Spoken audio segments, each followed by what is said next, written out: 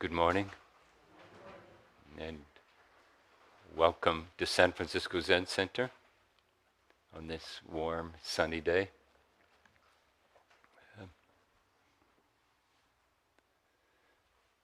I suspect that many of you, like myself, have been impacted by this rapid series of mass shootings and killings.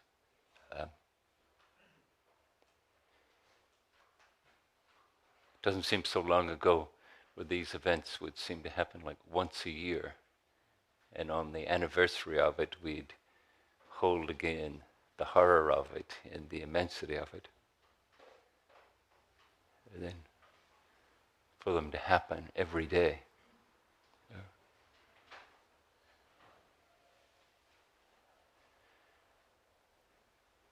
So I was watching myself in the middle of that this week.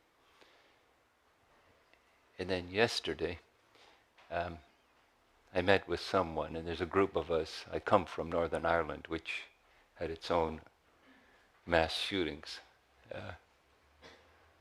Although we thought we had a good reason, which was religious diversity. Or, or the lack of tolerance of religious diversity. But yesterday I was talking to someone, and a group of us is planning a conference on compassion in Northern Ireland. And involving politicians, the university, people in the mental health field, neuroscience, collaboration with wonderful department at Stanford called the Greater Good.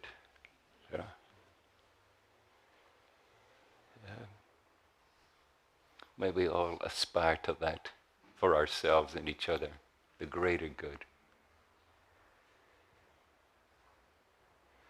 And then the contrast between the two. And then yesterday I was talking to this person, and it seems there's a strong likelihood that the Dalai Lama will attend.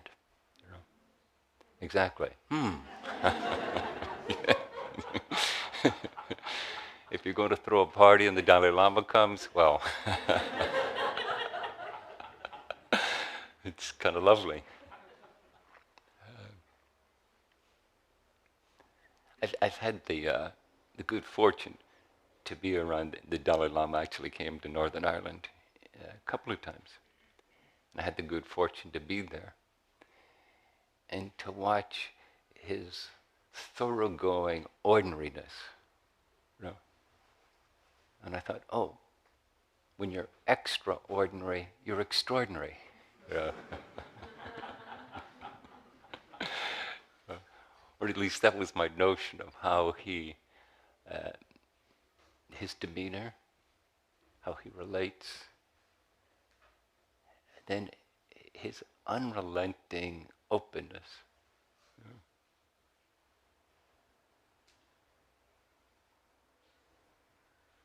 So with that as a background, you can imagine to hear that he was, I think it's about 80%.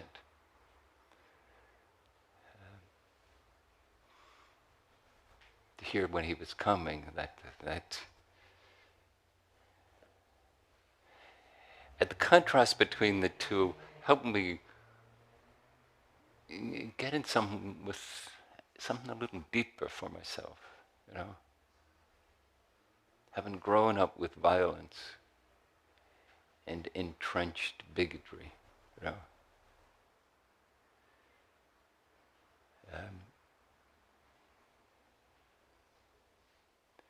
it creates my impression of it. Maybe I'm simply talking about my own experience of it. Is a kind of fearful despair,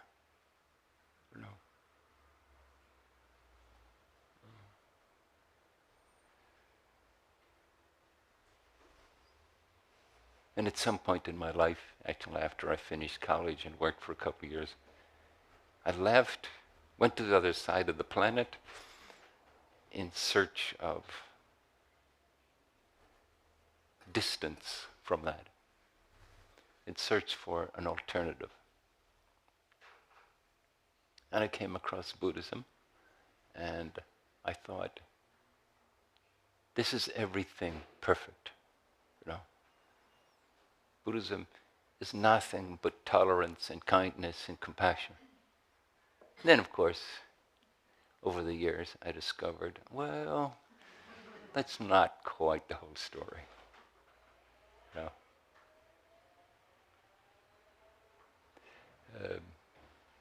Far from it. But still.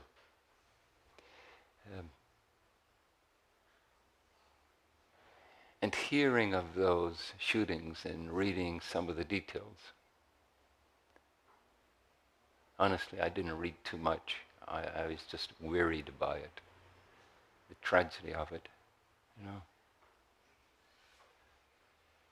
Deeply disturbed, isolated men with a ready supply of weapons and ammunition, killing others and then often killing themselves, you know.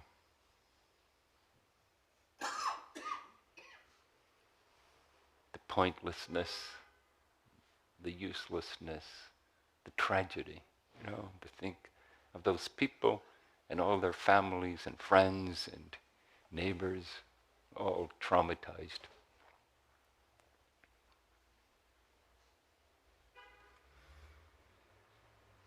That's our world. Of course, we'd like to say, no, no, no, that's not my world.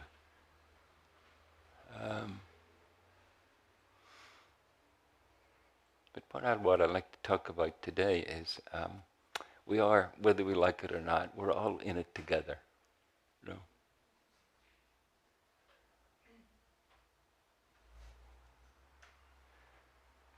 I sometimes think, you know, well, here we are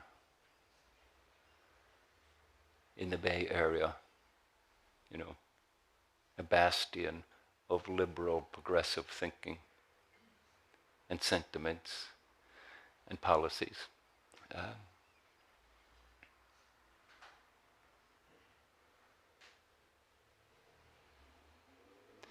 But I would suggest you, us and them, always is a convenience, you know. That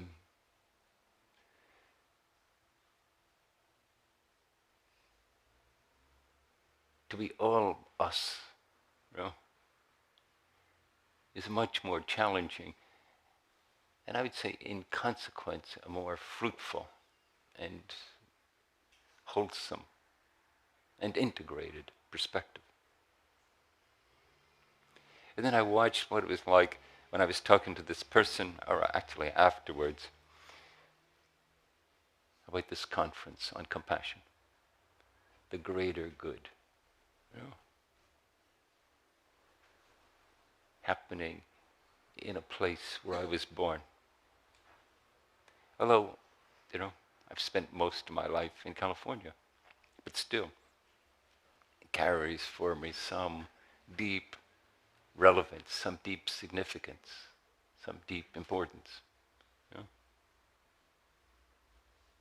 And again, I suspect that's how it is for all of us. Somewhere, homeland, some way we identify our own version of us, and often our own version of them. You know, this is how we're put together. You know. But that having a kind of rising energy, that conference on compassion.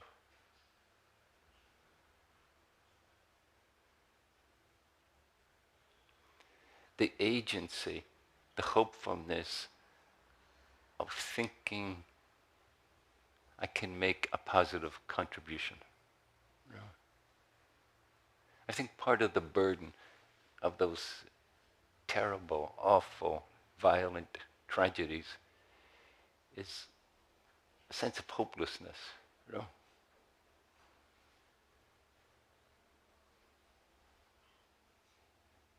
How can we have a country where weapons of mass destruction, are so readily available that if you're of a mind, you can go and attend, great sellings of these where there's thousands of them on display. One of the weapons that was used can fire 100 rounds in a minute, 0.6 of a second to fire a shot.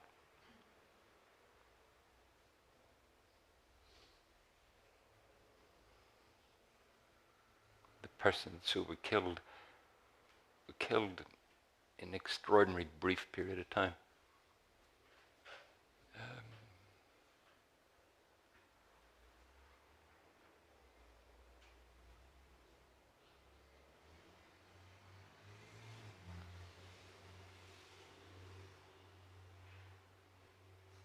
Can we find hopefulness there? Or is the emotional challenge for us to let our hearts be broken? Or both? It's some way when we dare to live a life we're living in the world we're living in. These are the challenges that arise for us. Whether we like it or not.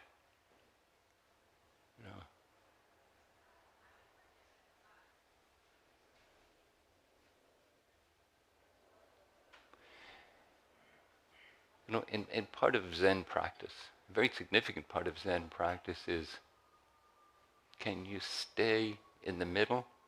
Can you stay present? And can you stay in relationship? Can you stay in the middle? Can you stay present? And can you stay in relationship?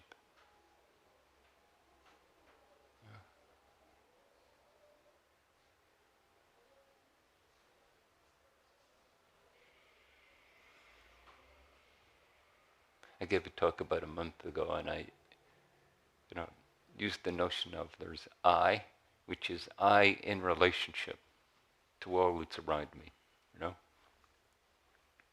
close by, and by this odd extension of the internet and the capacity to hear what's happening in the world, moments after it happens. And then there's myself. What happens internally?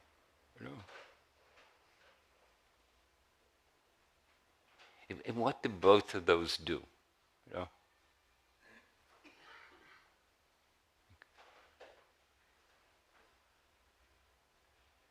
I find in myself a fascination with the news.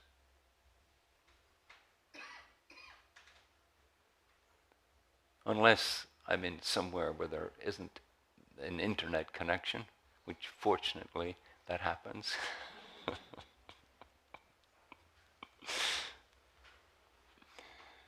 I wish I could say, that's a product of my great practice, but actually usually it's just circumstances.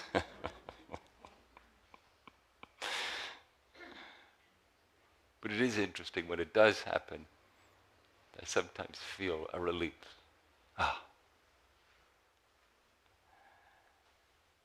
But when the internet is there,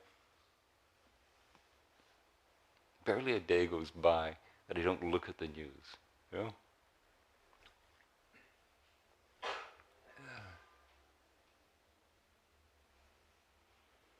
And look at, the current issues that are affecting our society.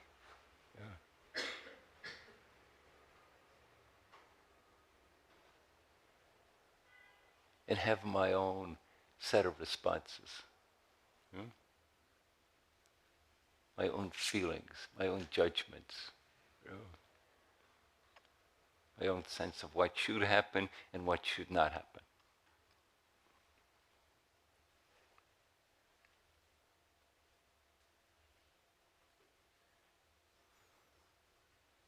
we should ban assault rifles immediately. You know? Maybe we should ban them for everyone, even armies. If you want to fight, use sticks.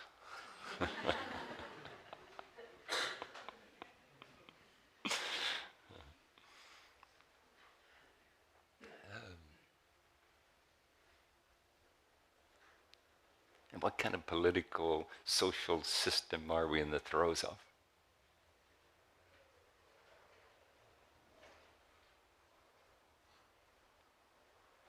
And how could there be people who don't see it the way I see it and don't arrive at the enlightened, liberal conclusions that I arrive at? How could they be so wrong-headed?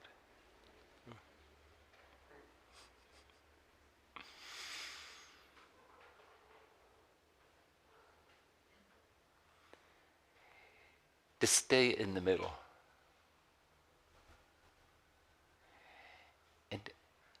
and to see how the world, how the self takes shape. Yeah.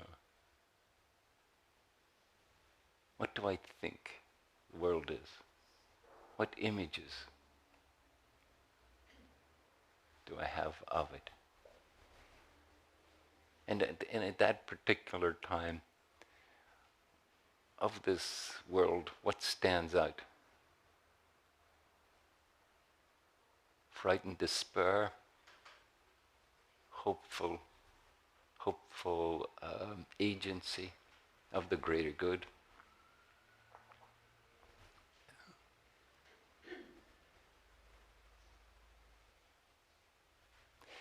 And in Buddhism, and with this, and in Zen, very much carries the flavor of this.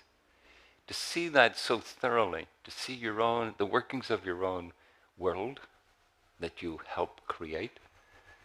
I sometimes think we see the world, we experience the world, and we provide the adjectives.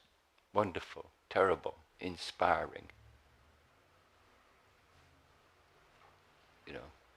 destructive, And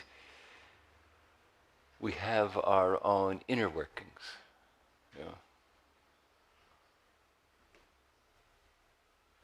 of the information that flowed in today.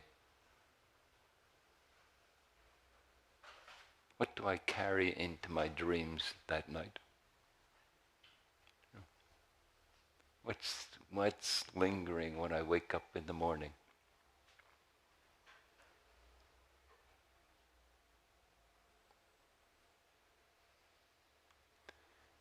Makes me think of Rilke's poem. When you wake up in the morning, before you jump into busyness, and pause. Actually, the poem he wrote says, take down the musical instrument. It may be the generalization of it. Pause. Can you let yourself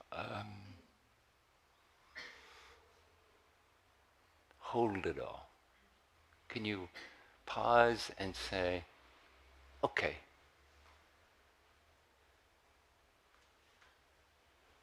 I once was calling up some company, I can't remember what, can't even remember the reason why I was calling, but it was one of those decision trees, If you want English, press 1. If you want Spanish, press 2. But after each decision was made and the button pressed, the voice would say, okay, you want English. Okay, you want to speak to a representative. And I thought, lovely. Okay, that is what I want. Could something in us pause? Okay, this is the world I'm living in. Okay, this is the person I am. Okay, these are the people I'm living with. Yeah. doesn't mean everything about it is to my choosing. Everything about it is, allows me to be settled, at ease, encouraged, feel empowered. No. It's a much fiercer proposition than that. It is what it is. Heartbreaking. Inspiring. Encouraging. Discouraging.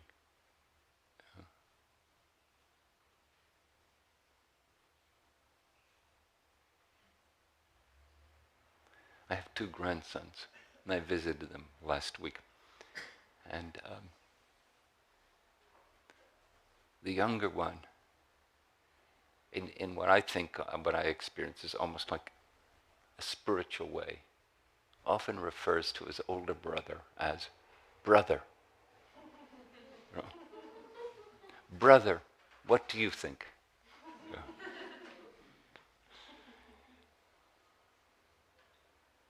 And his father was telling me that whenever he will scold, the father will scold the older brother, the younger brother will step in. He said last week, or a couple of weeks ago, he was scolding the older brother for being mean to the younger brother. Don't be like that. And the younger brother stepped in to rebuke the father.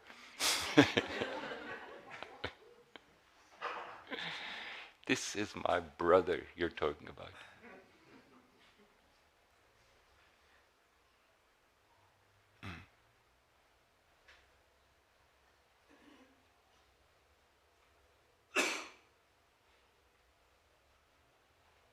The aspects of our human nature that are so sweet, wonderful. Our capacity for loyalty and deep connectedness.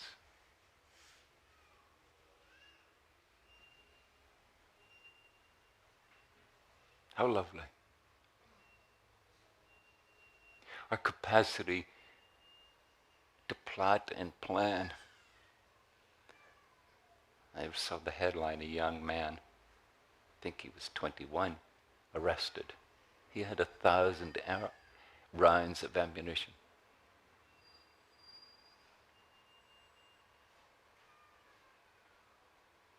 What's going through someone when they're planning in that way? The deliberate, careful steps of making that accumulation, of buying those weapons of destruction.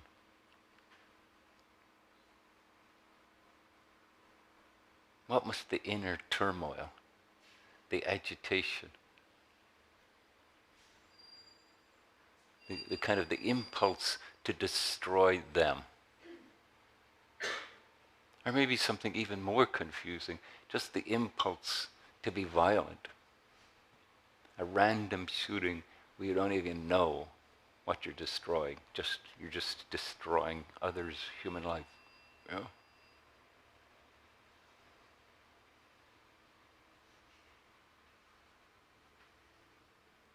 Okay, that's the world. And parts of it break my heart. Parts of it I can't relate to so thoroughly that I can't even intellectually understand.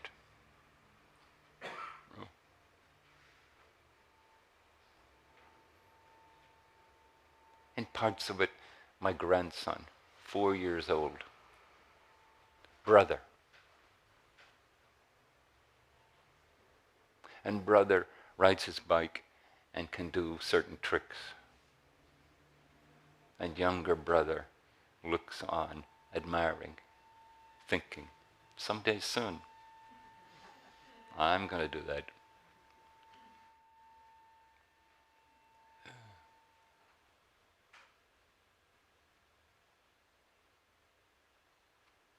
And what brother would we not wish that for?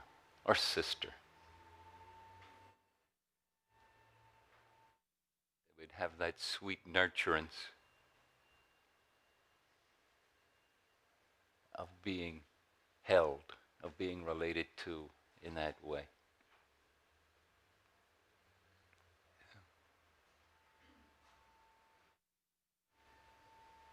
Sometimes, we can think that Zen practice will offer us a kind of safe zone. You know? And in a way, it does. You know? In a way, we construct or do our best to construct an environment, an order, a shared commitment and engagement that creates something that we can trust. That in it, we can give ourselves permission to feel all that we feel. That we can find the fortitude and the courage to stay upright in the middle of it, present with it, open to it.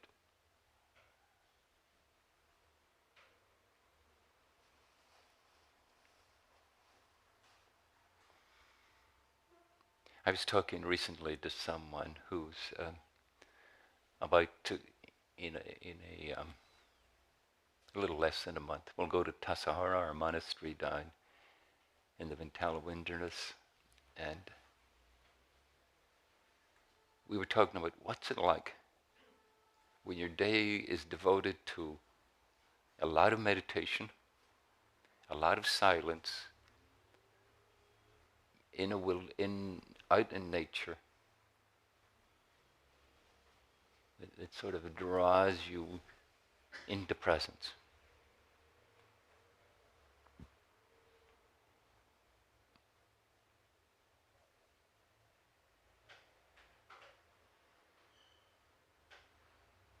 It's wonderful. And it's terrible. You get to deal with yourself.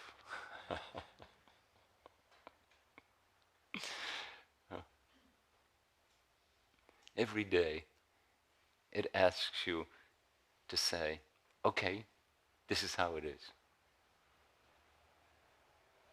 Okay, this is the thoughts and feelings that are going through me. Every day, you get to see how you project out onto your brothers and sisters in the way, like and dislike.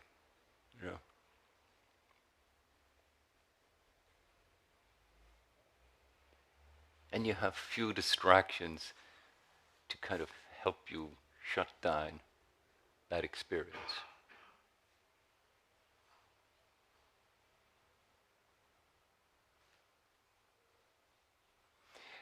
There was a Tibetan teacher, Chogyam Trungpa, and he said, this kind of experience is like being in a shower which is too hot and too cold at the same time.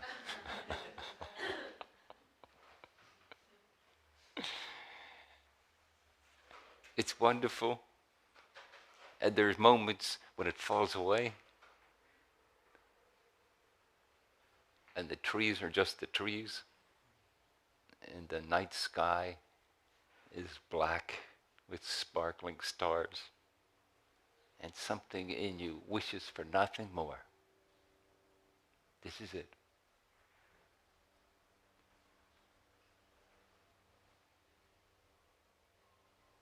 And internally, there's a settling. There's an okayness. And it doesn't have any great understandings. Sometimes it doesn't even have any emotion, maybe other than a certain kind of wonder or gratitude.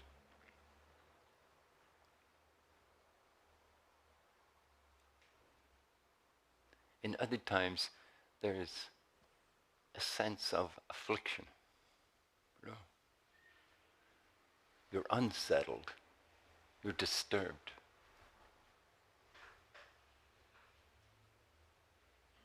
And sometimes you can conveniently project it out, the cause of it, onto someone else. And sometimes more painfully, you can't. It's just who you are in that moment. Unsettled, agitated.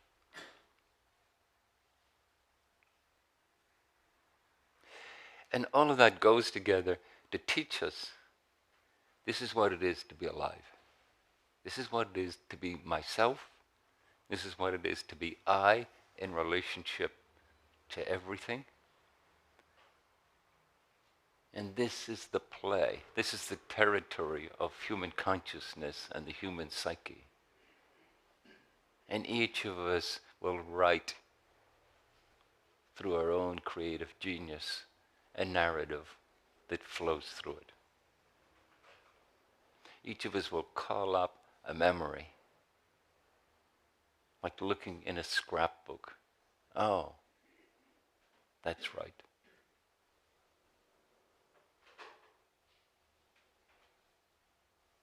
And sometimes it cracks open and falls away.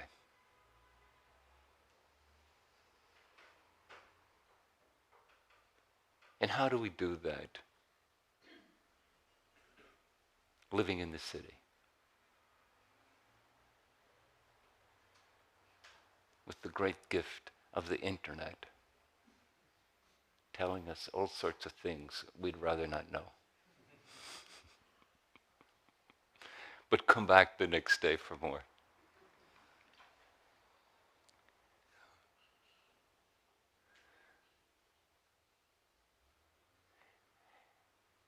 So, what's happening now? In Zen, especially Soto Zen, which this style is, like each day, each occasion, each time it occurs us to do so, to be in the middle, to be present, to be open to what's happening now. Is the dominant experience a feeling? Is the dominant experience a narrative that's infused with meaning and significance and charged with emotion?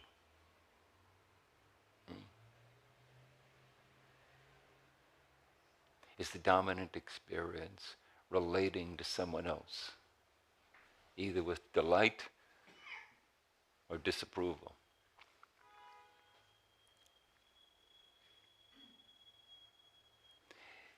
The engagement that draws us to here, that lets us experience what here is, what's happening here. And now, when is it happening? It's happening now. No? And then our human consciousness is such, we interject, why? No? What is it? Why is it? We have conclusions. This is a good thing. I'm inspired and encouraged to hear that the Dalai Lama might come. Great. Yeah.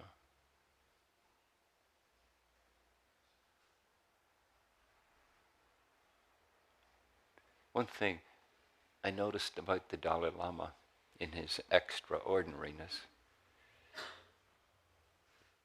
was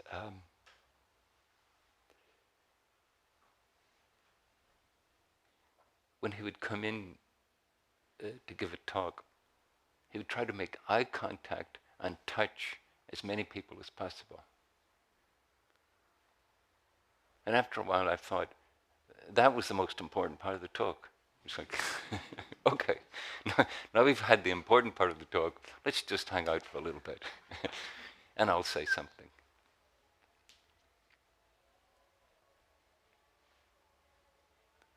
And one day he said, and this is in an environment where people have been bombing and killing each other for 30 years. He said, couldn't you all just get along? You know? And of course you think, oh, come on, there's all sorts of reasons. There's the pivotal battle of the Boyne in 1690. A mere few moments ago. And the way it has shaped the society and what people think and live and how they identify and all the good reasons why they hate each other, you know? But in that moment, you know, the powerful naivete. What is it about the human condition that you can't just get along? Yeah.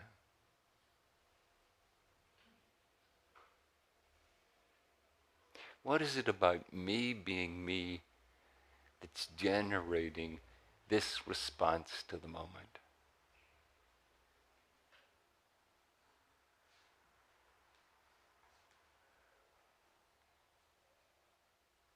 It's a naive and powerful question, you know. And when I was talking to this person about going to Tassajara, I was saying, and one of the big challenges is when you touch the power of that question, that you don't simply let it be a wonderful reason for self-criticism, a powerful reason, you know. Look at me stuck in these habits of thought and feeling and behavior that I seem to keep reproducing. You know? Probably there's truth in that. You know, you're seeing something that actually has accuracy to it. But the self-criticism doesn't help. It's discouraging. You know? It's agitating. It's deflating.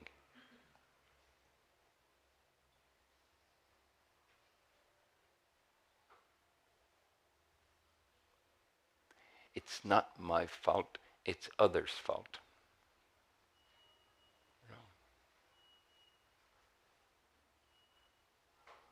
The challenge for us is to meet it with compassion. You know? Suffering. A 21-year-old boy amassing 1,000 rounds of ammunition. What pain and suffering and affliction and distress and alienation has left them in that place.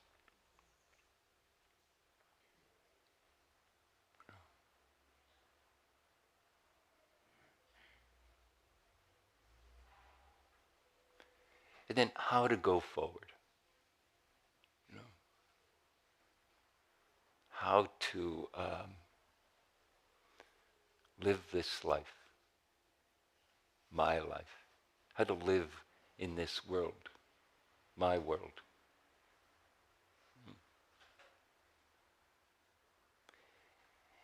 And within Buddhism, we have a wonderful, peculiar response. It's impossible. First of all, lower your standards. You're never going to get it all sorted out. Just recognize that before you think. The Dalai Lama will come and then everything will be perfect.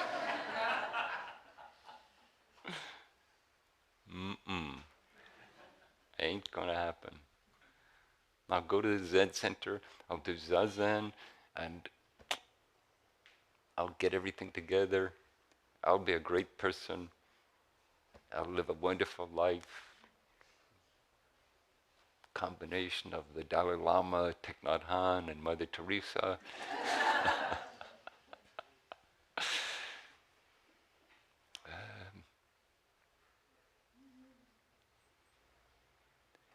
And yet there's something in that when we hold it with compassion. Why shouldn't we have that kind of aspiration? I mean, if we can mix in with it our own foolishness, I would say to you, to my mind, it seems a much better aspiration than buying yourself 1,000 rounds of ammunition and a lethal weapon that shoots 100 rounds in a minute. That's 10 minutes. You can fire 1,000 rounds.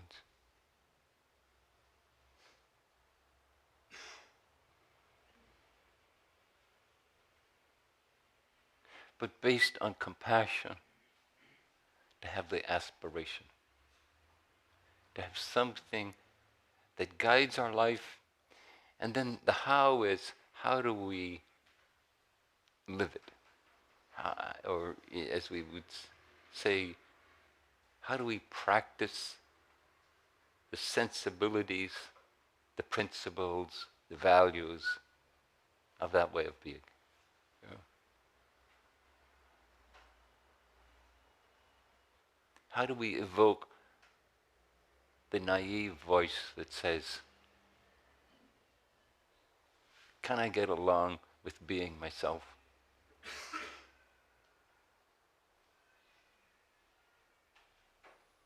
The Dalai Lama saying, couldn't you all just get along?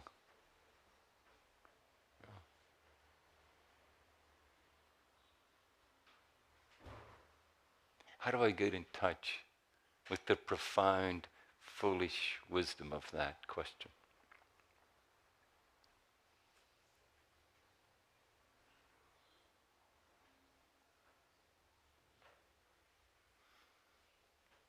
And the how? Noticing in ourselves when patience comes forth. Noticing in ourselves when impatience comes forth. Noticing in ourselves when we're open and inclined towards compassion. I would say, usually when it happens, it just seems ordinary. Well, why wouldn't I do that? The person was suffering. It's when we contract into the fearful place that insists upon us and them. It's complex. It's built around a whole lot of assumptions, infused with our own confusion and fear and aggression. Usually for us, each one of us, it has deep roots in our psychological development.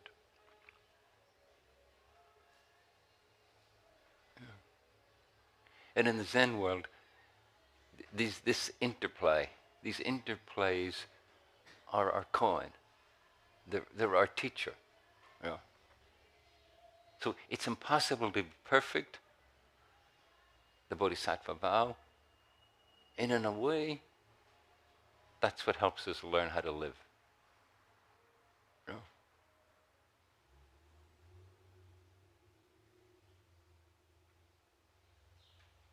And when we can start to engage it like that,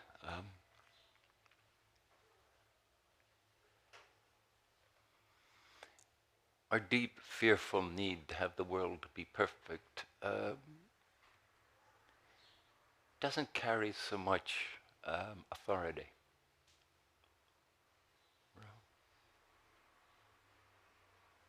We don't have to be so perfect, and we don't need others to be so perfect either.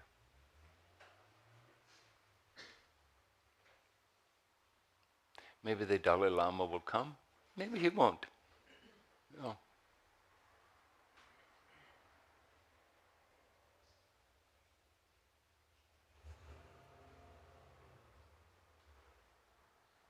okay. And I'd like to end with the same poem I ended with the last time I gave a talk.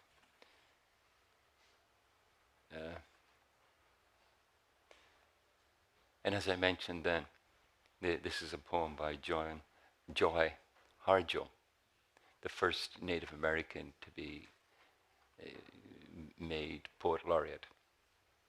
I thought, how lovely, you know.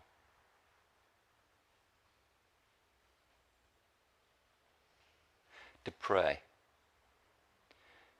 Open yourself, open your whole self, to sky, to earth, to sun, to moon, to one whole voice that is you. And know there is more that you can't see, can't hear, can't know except in moments steadily growing and in languages that aren't always sound but other circles of motion. Like eagle, that Sunday morning over Salt River, circled in blue sky and wind, swept our hearts clean with sacred wings. We see ourselves and know that we must take the utmost care and kindness in all things. Breathe in, knowing we are made of all of this. And breathe, knowing we are truly blessed because we were born. And die soon within a true circle of motion. Like eagle, rounding out the morning inside us. We pray that it will be done in beauty, in beauty. Thank you.